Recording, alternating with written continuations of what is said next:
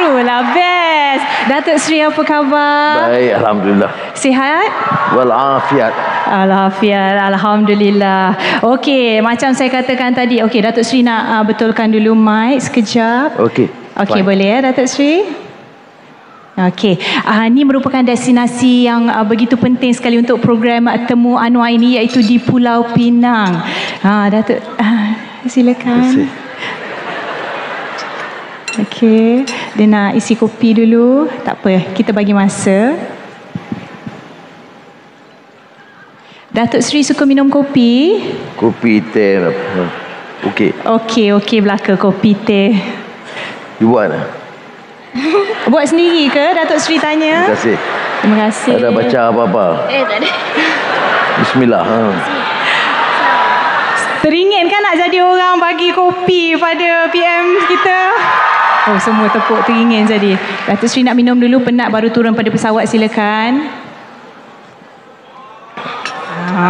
Sedap tak kopi dia bancuh Datuk Seri? Orang USM bangga betul lah.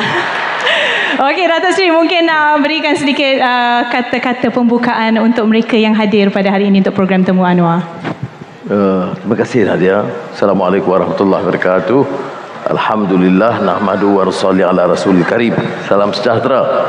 Saudara saya, Ketua Menteri, Saudara Chow Keng Yao, pengurusi lembaga dan Naib Chancellor dan pimpinan mahasiswa dan anak-anak yang dikasihi sekalian. Saya bangga pada hari ini kita dapat teruskan dengan Temu Anwar dan akan berdepan dengan saudara. Soalan-soalan yang biasa tanya saya, soalan yang susah tanya Nadia. Baik, saya nak mulakan seringkas saja mengenai apa yang saya lihat sebagai tugas mahasiswa. Ya. Mahasiswa ini tentu tumpuannya ke arah pelajaran, pencapaian yang cemerlang. Tetapi kita juga tahu bahawa kita ini sebagai suatu elemen sedar dalam masyarakat. Saya selalu ungkapkan the conscience of the majority. Mempertahankan kebenaran, mempertahankan keadilan, membawa nilai kemanusiaan, menolak kebejahatan sosial, rasuah, penyelewengan. Ini dia suara anak muda. Kalau lebih meningkat, kita kata ini seolah-olah public intellectual.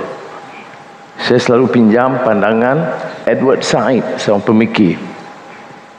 Ya, bila bicara soal public intellectual, dia bukan perkakas sesiapa.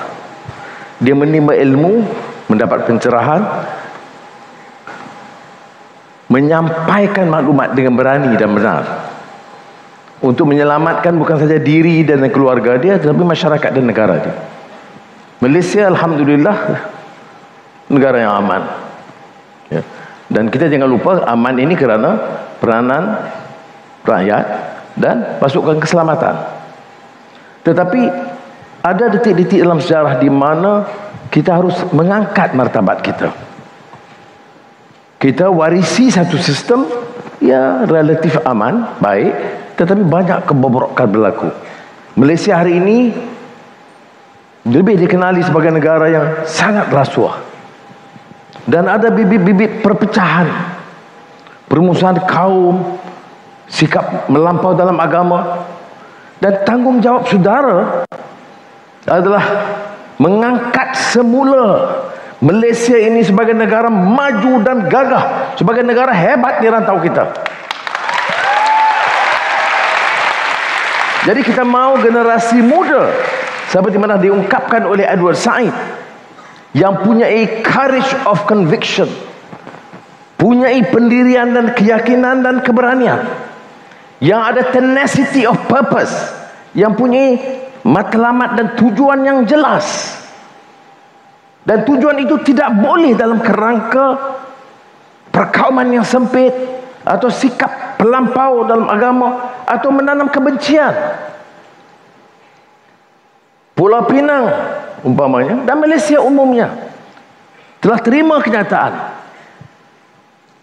prinsip yang termeterai yang kita ikrarkan dalam perlembagaan, ya, tentang kedudukan Islam, agama persekutuan, hak kesemuanya orang Melayu, bahasa Melayu, kedaulatan raja-raja Melayu. Tetapi ini bukan alasan untuk kita menanam bibit kebencian. Kerana semua rakyat, tanpa mengira warna kulit dan keturunan, itu punya hak.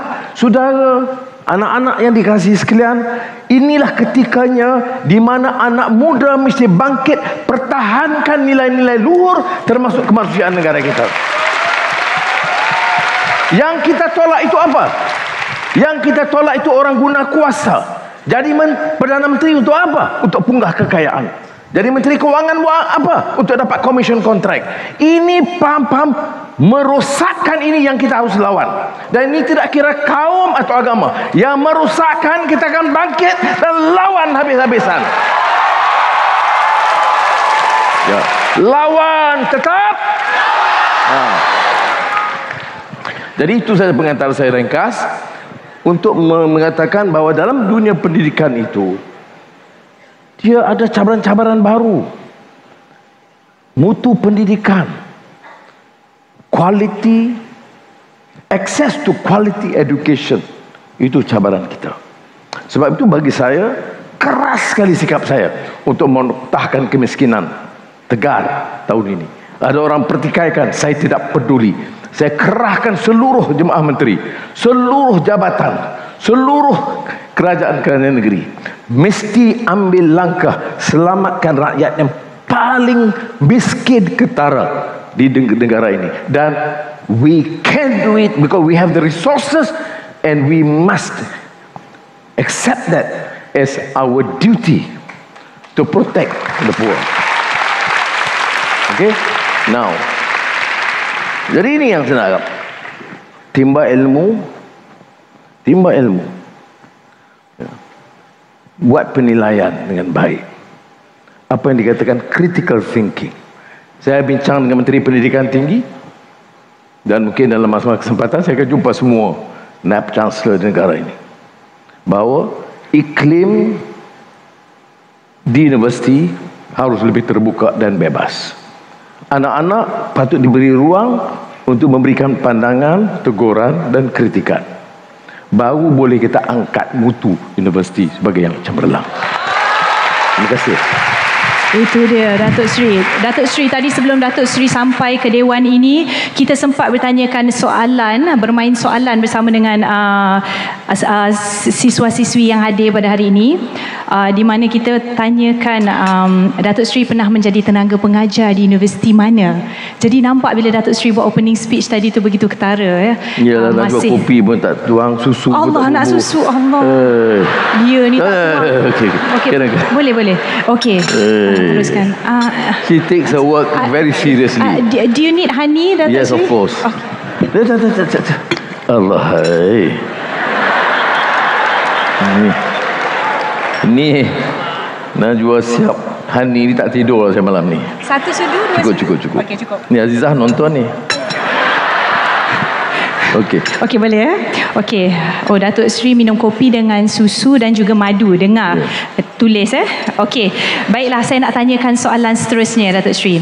Apakah yang menjadi sumber inspirasi dan semangat Datuk Seri selama ini untuk terus berjuang melalui liku-liku hidup yang amat mencabar? Tadi kita ada sebutkan Datuk Seri Dr. Wan Azizah. Jadi mungkin ada. Baik. Itu nak selamat. Baik, sebelum itu saya minta maaf. Perdana Menteri datang, dia tak harus lewat. Hari ini saya lambat sebab pesawat rasmi Perdana Menteri rosak. Jadi dia ambil ganti yang besar sedikit. Jadi sebab itu dia mengambil masa 45 minit untuk mengganti pesawat. Jadi jangan ingat Mas atau AirAsia je lambat. Yang penting selamat sampai. Alhamdulillah. Tadi atas kesabaran anak-anak saya ucap terima kasih dan minta maaf kepada Naib Chancellor dan rakan-rakan. Baik. Yang menjadi inspirasi tentunya, ya, tidak boleh kita simpulkan satu atau dua pengalaman mengajar kita. Dan saya walaupun hidup ini banyak derita, masuk keluar penjara, tetapi banyak yang baik, ya. Banyak saya punyai ibu bapa yang sangat tekun, beri kesedaran, menyemai nilai akhlak yang kukuh. Dan saya bagi satu contoh, saya belajar di Malay College, ya. Di Malay College itu kalau keluar masjid mesti bersampin, tak ada pakai kain. Kain itu hanya di hostel. Jadi bila saya pulang hari raya, saya pun nak mulakanlah pakai baju putih, seluar baju Melayu dan pakai sampin. Ayah saya, dia tegur saya, kita ni di kampung, di Curug Tokun, tak perlulah pakai sampin di sini. Jadi saya aneh, apa salah saya nak pakai? Jadi saya sedih sekali kerana jarang ditegur oleh ayah. Ini pendidikan ini mengesankan. Kerana bagi ayah saya, ya, kita harus menyantuni rakyat dan merasakan. Jadi kalau kita pergi dengan pakaian agak berbeza, terlalu formal, terlalu keprotokolan, jadi dia tidak dapat serasi dengan rakyat, ya. Jadi itu satu contoh kecil di mana saya belajar apa erti hidup bersama dalam masyarakat di desa. Sebab tu datang ke universiti saya pakai begini saja. Okey kan? Baik. Tetapi tentu saya hidup dalam keluarga Islam, cuba belajar Quran, hadis. Di penjara pun saya cuba hafal. Tapi menimba buku yang begitu banyak. Kadang-kadang saya bergurau dengan profesor-profesor kerana saya ada waktu yang panjang sekali masuk keluar penjara lebih pada 10,5 tahun. Jadi bukunya ribuan saya baca. Tetapi saya juga bernasib baik kerana ada Azizah dan anak-anak yang faham dan committed dalam perjuangan ini.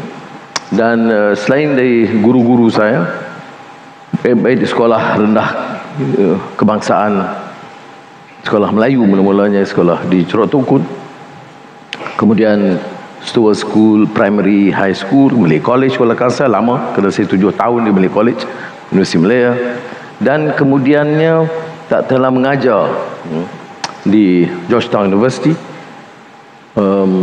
dan kesempatan itu ada visiting lectures dekat St. Anthony's Oxford University, Harvard, Stanford.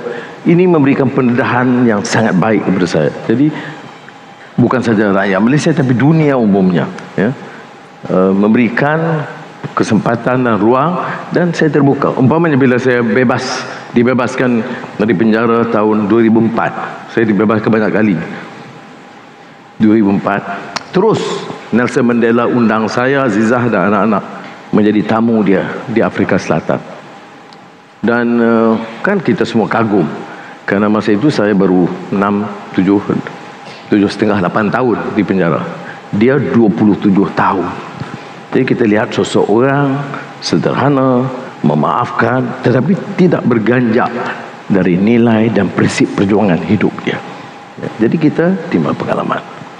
Jadi ini yang saya fikir, tentunya banyak lagi dari pembacaan, dari pertemuan tokoh-tokoh dalam negara dan dunia, dan kekuatan keluarga dan rakan-rakan yang setia. Terima kasih. Itu dia Datuk Seri. Sebelum saya buka pentas ini untuk mereka yang berada di Dewan ini untuk bertanyakan soalan, saya nak tanya satu soalan mewakili pihak saudara-saudari siswa-siswi yang berada hari ini. Kalau boleh disarankan satu buku yang harus mereka baca yang boleh membuka minda mereka, apakah buku yang akan Datuk Seri sarankan kepada mereka? Itu sukar. Terlalu banyak. Dia bukan kerana kita tidak boleh bergantung pada satu buku. Kita kena bergantung untuk menjadi manusia yang cerdik dan berakal kepada ratusan buku. Dengar tu? Ya. Dalam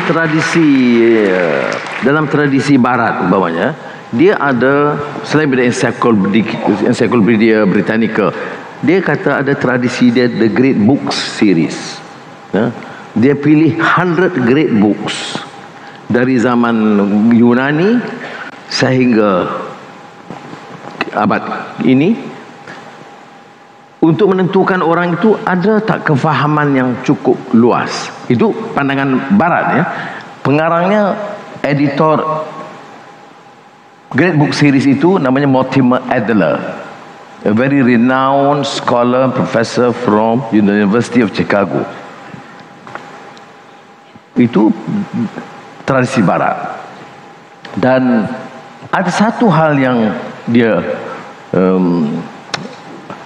lakar, yang mengesankan, ialah katanya dunia barat ini punya masalah. Kerana cabaran baru itu begitu sengit, persaingan dalam beberapa disiplin ilmu baru. Jadi oleh itu ada kecenderungan di kalangan para sarjana meninggalkan khazanah lampau ya. Jadi dia tidak baca lagi karya-karya lama, dan itu menyebabkan terputusnya budaya, ilmu dan tradisi akliyah generasi kini dengan yang lampau.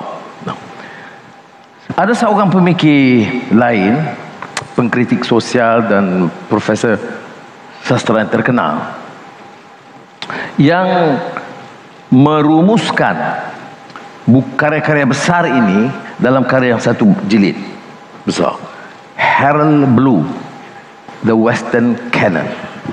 Itu buku yang saya telaah secara berulang kali untuk memahami barat dan pemikir barat dan sumbangan ilmu barat. Harold Bloom, The Western Canon. Bagi dia the core, central core of the Western Canon itu karya-karya William Shakespeare. Kena dianggap William Shakespeare itu genius, dan memang betul. Saya dalam hidup saya kesempatan meneliti, menelaah, menghadam dengan catatan terperinci seluruh karya William Shakespeare 4 kali lebih ya. Itu saya lakukan di penjara juga.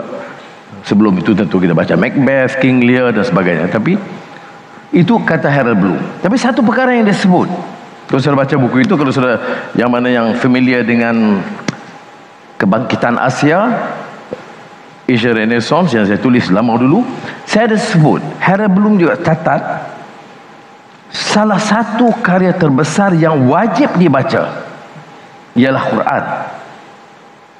Itu bagi saya aneh ya.